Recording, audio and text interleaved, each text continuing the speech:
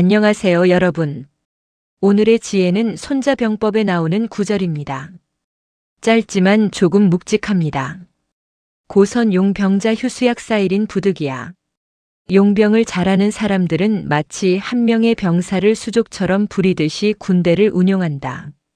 손자는 전쟁을 말하지만 사실은 사람을 말합니다. 수천 명의 병사가 한 방향으로 움직인다는 것. 그것은 억지로 가능한 일이 아닙니다. 두려움만으로는 오래 가지 않습니다. 손자는 말합니다. 부득이야. 어쩔 수 없이 그렇게 할 수밖에 없는 구조. 그 구조를 만드는 사람이 진짜 지휘관이라는 뜻입니다. 손자는 왜 하필 한 사람처럼이라 했을까요? 한 사람은 머리와 손발이 따로 움직이지 않습니다. 눈이 보고 마음이 결심하면 몸이 자연스럽게 따릅니다. 명령을 기다리지 않습니다. 설득이 필요하지도 않습니다. 그만큼 일치되어 있다는 뜻입니다. 그러나 여럿이 모이면 생각이 다르고 이해가 다르고 속도가 다릅니다. 그래서 조직은 흩어지기 쉽습니다. 손자는 군대를 억지로 묶으라고 하지 않았습니다. 한 몸처럼 느끼게 하라고 했습니다. 내 일이 아니라 우리 일처럼, 남의 싸움이 아니라 내 싸움처럼, 한 사람처럼 움직인다는 것은 통제의 완성이 아닙니다. 마음의 합입니다. 억지로 끌려가는 조직은 위기 앞에서 흔들립니다. 그러나 마음이 모인 조직은 말하지 않아도 압니다. 지금 무엇을 해야 하는지. 한 사람처럼이라는 말은 강함의 표현이 아니라 조화의 표현입니다. 서로 다른 사람이 하나의 방향을 스스로 선택하는 상태. 그때 명령은 짧아지고 신뢰는 깊어집니다. 그래서 손자는 군대를 묶으라 하지 않고 하나가 되게 하라 했습니다. 그 차이가 지휘와 통제의 차이입니다. 예화를 들려드리겠습니다. 옛날에 2명의 장군이 있었습니다. 한 사람은 엄격했습니다. 규율은 철저했고 명령은 짧고 단호했습니다. 어기면 곧바로 벌이 따랐습니다. 병사들은 그를 두려워했습니다. 명령이 떨어지면 움직이기는 했습니다. 그러나 눈빛은 차가웠습니다. 전투가 길어지자 불만이 쌓였습니다. 위기 순간 몇몇은 뒤를 돌아보았습니다. 또 다른 장군은 조금 달랐습니다. 그는 병사들의 이름을 불렀습니다. 아픈 병사의 손을 잡았고 가족 이야기를 들었습니다. 전투가 끝난 밤이면 같은 밥을 먹었습니다. 겨울 바람이 불면 자신의 겉옷을 병사에게 먼저 덮어주었습니다. 사람들은 말했습니다. 저 장군은 우리를 병사로만 보지 않는다. 전쟁이 시작되던 날 그는 짧게 말했습니다. 내가 앞에 서겠다. 병사들은 주저하지 않았습니다. 두려움 때문이 아니었습니다. 그를 혼자 두고 싶지 않았기 때문입니다. 칼을 쥔 손이 한 방향을 향했습니다. 그 순간 그 군대는 명령으로 움직이지 않았습니다. 마음으로 움직였습니다. 한 사람처럼. 그 차이가 승패를 갈랐습니다. 장군이 병사를 믿으면 병사는 장군을 지킵니다. 사람은 두려움에 오래가지 않습니다. 그러나 존중에는 오래갑니다. 한 장군은 군대를 통제했고 다른 장군은 마음을 얻었습니다.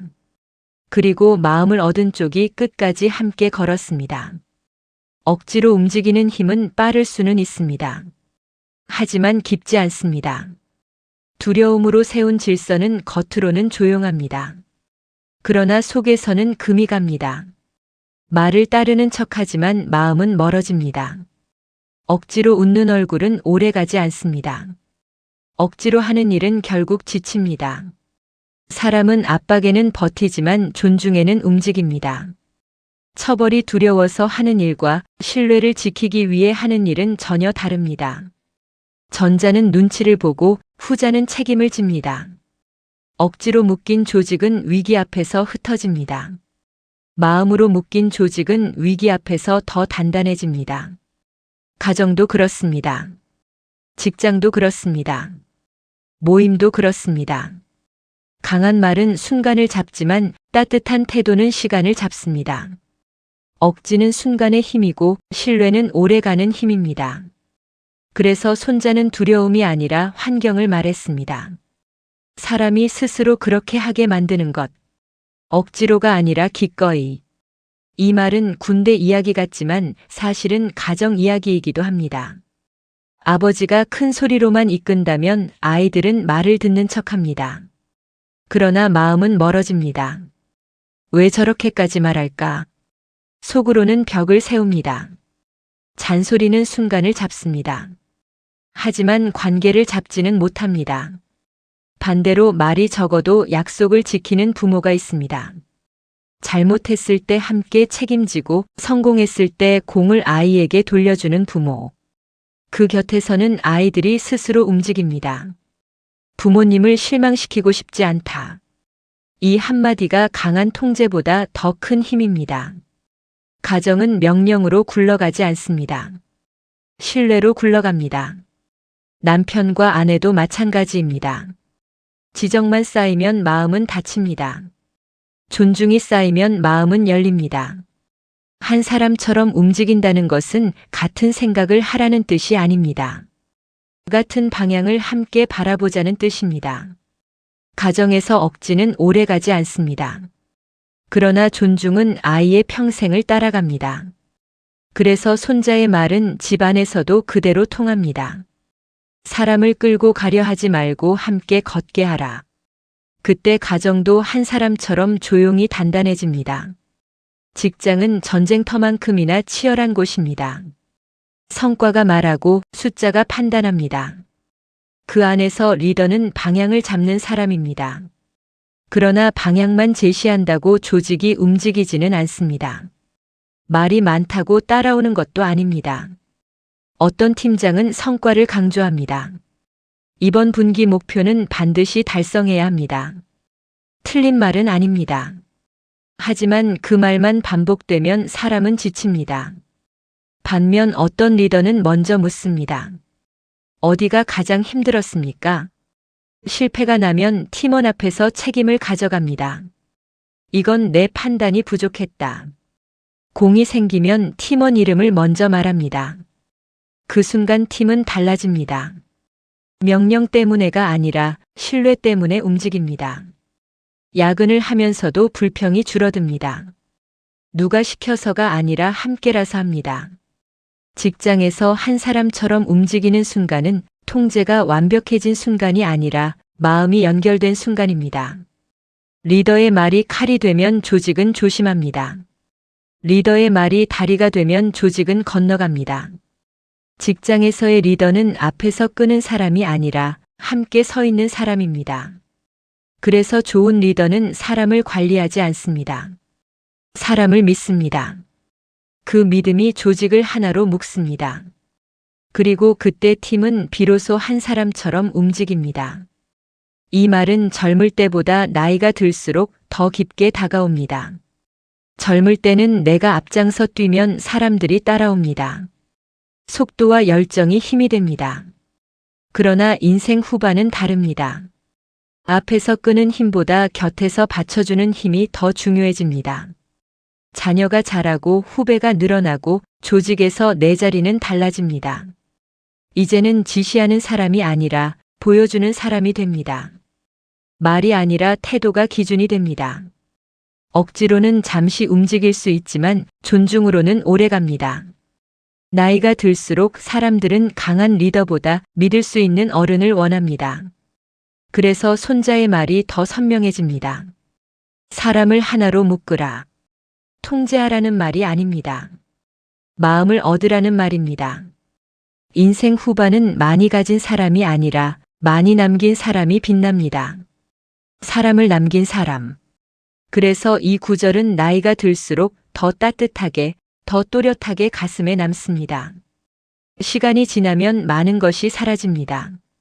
직함도 자리도 한때의 권위도 조용히 내려옵니다.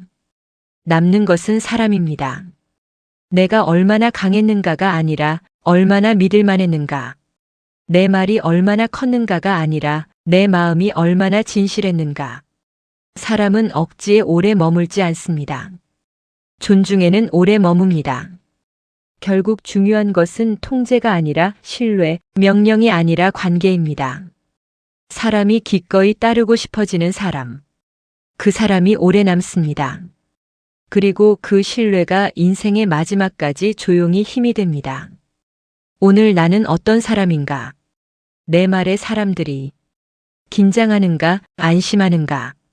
내가 자리를 비우면 조용해지는가, 아니면 자연스럽게 일이 이어지는가? 나는 사람을 밀어붙였는가, 아니면 함께 걸었는가? 누군가 실수했을 때 나는 책임을 나누었는가, 아니면 선을 그었는가? 내 말은 칼이었는가, 발이었는가? 내 표정은 두려움을 주었는가, 신뢰를 주었는가? 손자가 말한 한 사람처럼이라는 말은 오늘 나에게 묻습니다. 나는 억지로 움직이게 하는 사람인가, 기꺼이 따르게 만드는 사람인가? 이 질문은 불편하지만 필요합니다. 오늘 하루 단 한 번이라도 누군가를 존중으로 움직이게 했다면 그것으로 충분합니다. 조직도, 가정도, 관계도 작은 태도에서 시작됩니다.